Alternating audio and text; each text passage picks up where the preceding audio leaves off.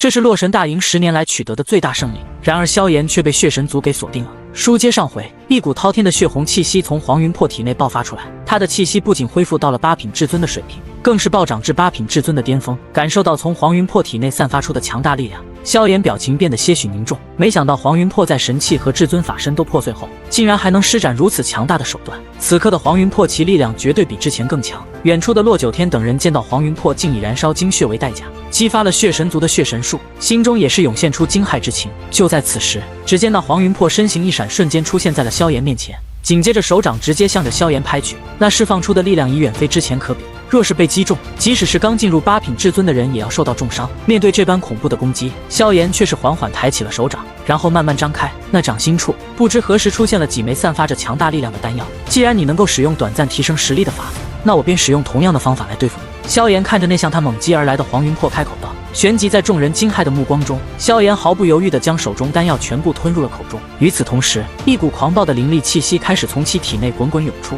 直接将其从6品至尊的实力跃升到了7品至尊。黄泉炎掌，只见萧炎猛地一掌拍出，巨大的火焰掌与那猩红血掌重重地轰在了一起，恐怖能量风暴直接在山脉中撕开了巨大的裂缝，方圆千里内的山峰尽数化为了粉末。除了古洛山和洛九天等5品至尊以上的高手外，其余的至尊强者纷纷急忙后退避开。众人都明白，这一击是黄云破在施展血神秘术后的全力一击，而那位青年也同样是毫不保留。洛九天等人紧张地注视着天空中的激战，但在猩红血掌的压迫下，那火焰巨掌似乎稍显不敌，表面逐渐裂开了细微的缝隙。哈哈，纵使你手段再多，在绝对碾压的实力面前也是徒劳无功。黄云破大笑道，同时他变换着手中的法印，体内灵力不断汇聚至那猩红血掌之上，紧接着血掌直接将那道火焰巨掌震爆而去。见到这一幕，远处的洛九天等人面色顿时大变。不好！洛九天惊呼一声，但就在他的声音落下时，只见一道火焰光影从火焰巨掌的残骸中穿梭而出，而在那身影的手中又是出现了2枚药丹。就在萧炎迅速吞下这2枚药丹后，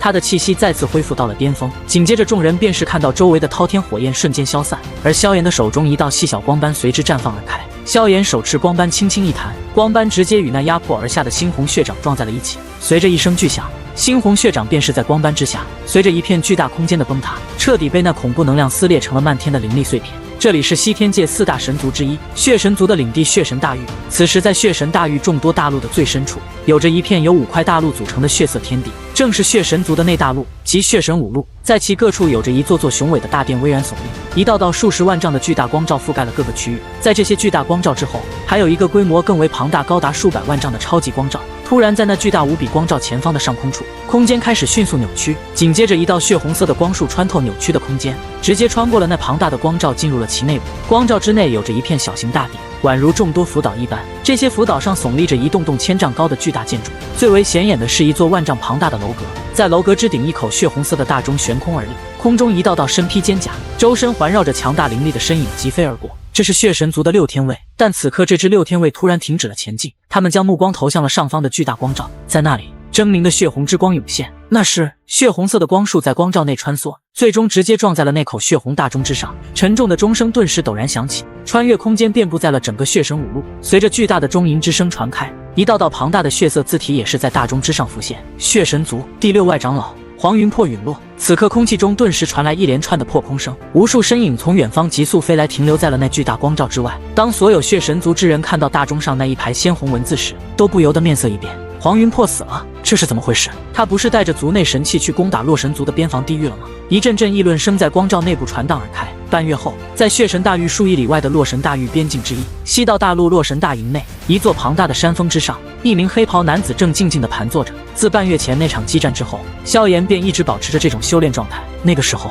萧炎通过吞噬了数枚地品终极药丹为代价，成功重创了黄云破。但在紧要关头，那黄云破竟选择了自爆肉身，使得当时措手不及的萧炎也是被那自爆所波及。虽然伤势不大，但黄云破的神魄却趁机逃向了远方。最终还是洛九天突然出现，将其给直接捏爆，结束了这场对决。一位刚刚突破至8品至尊的至尊强者便是这样陨落。随后血神大营的剩余成员，无论是至尊强者还是周围的3天之境级别大军，都是纷纷溃散。洛神大营取得了10年来的最大胜利，而对方的血神大营也是在这次胜利之下消失在了西道大陆之上。此刻萧炎盘坐在山顶，感受体内那浩瀚灵力。经历半月前的激战后，他不仅恢复到了巅峰状态，甚至还达到了6品至尊的顶峰。突然一道破空声响起，只见古洛山的身影从远方天际而来，当下便是对着萧炎说道：“你已经被血神族锁定了，现在怎么办？不如考虑加入洛神族做个外长老吧。”